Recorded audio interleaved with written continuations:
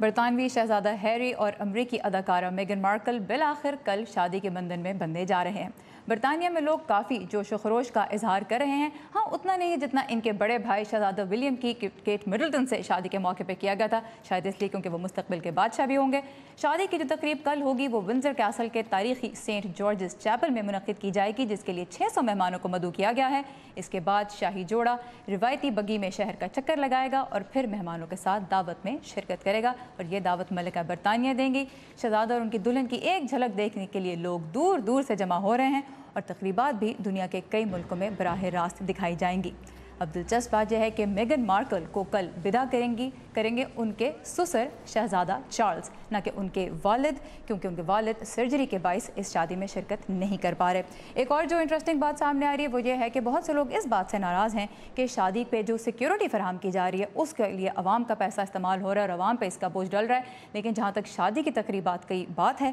تو وہ جناب اس کا خرچہ شاہی خاندان ہی اٹھا رہا ہے۔